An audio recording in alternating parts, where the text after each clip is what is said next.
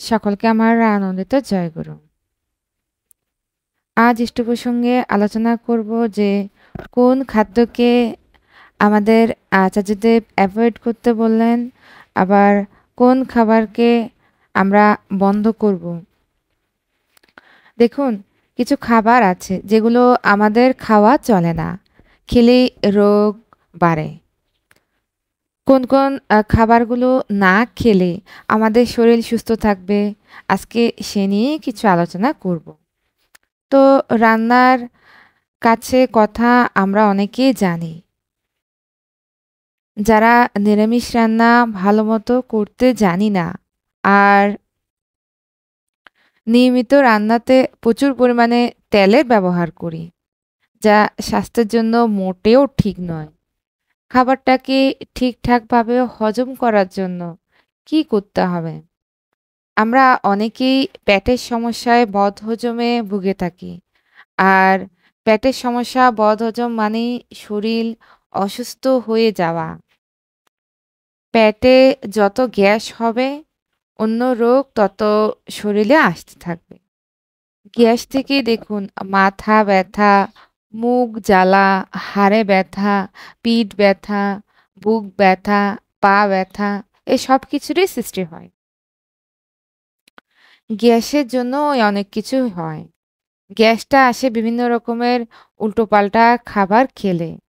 তাই খাবারটাকে আমাদের ঠিক মতো খেতে হবে। আচার্যদেব বললেন মিলেট মূলত গ্লুটেন ফ্রি। শরীরে বাড়তি মেদ জমার সম্ভাবনা তৈরি হয় না। আচার্যদেব আমাদের প্রত্যেককে মিলেট জাতীয় খাদ্য খেতে বললেন। আমরা খিদে যেমন আমাদের খাওয়াটা তেমন। তাহলে আমরা আমাদের যখন খিদে থাকে তখন আমরা অনেক বেশি পরিমাণে খেয়ে ফেলি। কি খাচ্ছি মাথায় নেই, খেয়েই যাচ্ছি। মুখে ভালো লাগছে তো খাচ্ছি। খিদের চোটে খেয়ে যাচ্ছি। কিন্তু আমাদের স্বাস্থ্যের জন্য কতটা ভালো হলো এটা আমরা চিন্তাও করি না।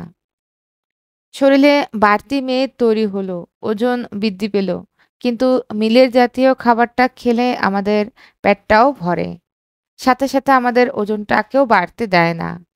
তাছাড়া এতে প্রচুর পরিমাণে কার্বোহাইড্রেট, ভিটামিন ও খনিজ রয়েছে। তাই স্বাস্থ্য সচেতন মানুষেরা মিলেট আহার করে থাকেন। খাদ্য তালিকায় আরও কি কি থাকবে সেটাও বলে দেন তিনি। একদিন বললেন, গর্ভাবস্থায় মা ও শিশু উভয়ের শারীরিক গঠনেও সাহায্য করে মিলেট। ডিফারেন্ট ফুড হ্যাবিটকে আপডেট করবার কথা বললেন পরম পূজ্যপাদ আচার্যদেব। খাদ্য গুণে ভরপুর মিলেটের কথা বলেন। হরপ্পা সভ্যতার যুগে যেসব শস্য চাষ করা হতো তার মধ্যে ছিল মিলেট, জোয়ার, বাজরা, রাগি ইত্যাদি কয়েকটি দানা শস্যকে একত্রে মিলেট বলা হয়। ভারতের বিভিন্ন জায়গায় ১৬ রকমের মিলেট চাষ হয়। তার মধ্যে রয়েছে সারঘাম, বাজরা, সারঘাম মানে জোয়ার, বাজরা, তারপর রাগি, শ্যামা চাল, কাউন চাল, কুট্টু, কুটকি, ব্রাউন, টপ মিলেট এগুলোই। ভারতে রয়েছে তো শ্যামা চালটা খাওয়া যেতে পারে। শ্যামা চালটাকে অনেকে আবার ঘাস চাল বলে থাকেন। এটা আমরাও বাড়িতে কিন্তু খুব সহজেই রান্না করে খেতে পারি। এটা পেট অনেকক্ষণ ভরা থাকে। স্বাস্থ্যের জন্য খুবই ভালো। এরপর পরম পূজ্যপাদ আচার্যদেব বললেন যে ভোগে দুর্ভোগ, সম্ভোগ, উপভোগ সব। কিন্তু আহার আর খাবারকে দিয়ে। যেমন অনেক সময় বলা হয়ে থাকে ভোগ খাবো, প্রসাদ নেব। তার অর্থ কিন্তু প্রসাদ খাওয়া নয়। যাই খাই না কেন অন্তর্দেবতাকে নিবেদন করেই খেতে হয়। অস্ট্রোনমের ভাষায় ভোগ মানে গ্রহ তারকাদের যে চলন, সূর্যকে ঘিরে তার একটা গতি আছে। ভালো খাবার আমাদের স্থবির করে তোলে না, বরং জীবনকে আরো গতিময় করে তোলে। তাহলে বুঝতে পারছেন যে ভালো খাবার খাওয়াটা আমাদের জন্য কতটা জরুরি। বিশেষ, বিশেষ অসুখে বিশেষ, বিশেষ খাবার বর্জন করতেই হবে। একজন হার্টের সমস্যার কথা নিবেদন করলেন। দেখুন, বিশেষ, বিশেষ অসুখে আমরা জানি আমাদের যখন কোষ্ঠকাঠিন্য হয়, তখন আমাদের শক্ত খাবারটা না খাওয়াই ভালো। যখন আমাদের সুগার হয়, তখন চিনিটা বাদ দিতেই হয়। যখন হাঁটু ব্যথা অতিরিক্ত বাড়ে, শরীরের অতিরিক্ত ওজন বাড়ে, চিনি, নুন দুটোই একসাথে বাদ দিলেই ভালো। হাই যখন ব্লাড প্রেশার, তখন নুন বাদ দিতে হয়। যখন আপনি দেখছেন আপনার পুরো শরীর ফুলে গেছে, তখন নুন বাদ দিয়ে দিবেন। এই বিশেষ, বিশেষ অবস্থায় বিশেষ, বিশেষ খাবারকে আমাদেরকে ত্যাগ করতেই হবে। সেটা যতই আমাদের মুখে ভালো লাগুক না কেন। আচার্যদেব বললেন চিনি, তেল, মসলা, নুন এই ৪ টি একটু রেস্ট্রিক্ট করলেই সব ঠিক হয়ে যাবে। এরপরেও একজন বললেন হাঁটু ব্যথার কথা।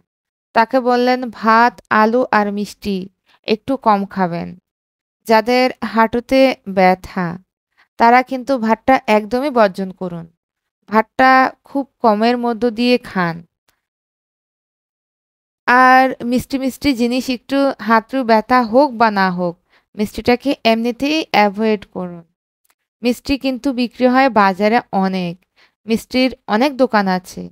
একটু খোঁজ করে দেখবেন যে যখনই আমাদের শরীরে বিভিন্ন রোগ আসে, তখনই দেখবেন কোনো না কোনো অংশে মিষ্টি দায়ী এবং মিষ্টি আমাদের শরীরকে পুরোটাই বিপন্ন করে ফেলে।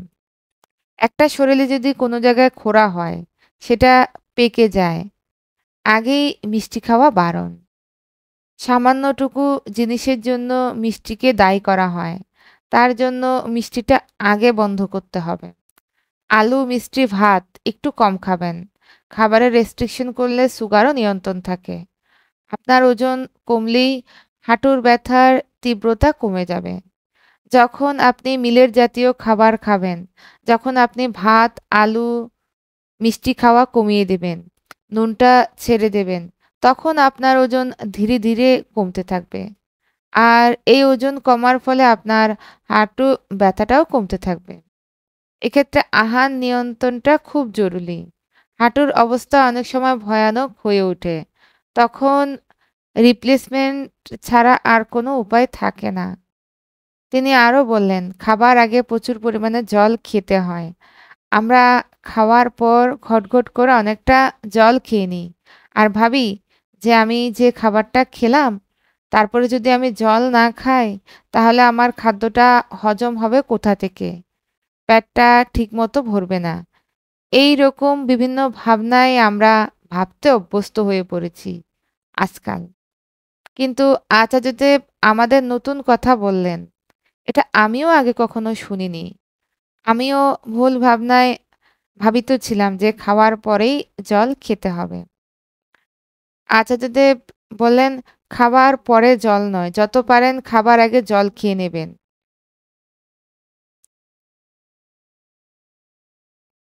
আমরা আমাদের ভাবনাটাকে চেঞ্জ করতে হবে। পরম পূজ্যপাদ আচার্যদেব যেভাবে বললেন, ঠিক সেভাবেই আমাদের ভাবনা অনুযায়ী চলতে হবে। নিজেদের ভাবনা মতো চললে নয়। তিনি নারী পুরুষ নির্বিশেষে সকলেই রান্নার কাজে পারদর্শী হতে বললেন। এ ব্যাপারে শ্রী ঠাকুরের কথারই অনুসরণ শুনতে পাওয়া যায় তার মুখে। রান্নার কথা উঠলেই মন চলে যায় অদূর অতীতে। শ্রী ঠাকুর একসময় ওয়ার্ল্ড টাইম ওয়ার্কারদের রান্না শেখাতে চেয়েছিলেন। আমাদের প্রত্যেকেরই ছেলেমেয়ে সকলেরই রান্নাটা শিখাটা কিন্তু গুরুত্বপূর্ণ।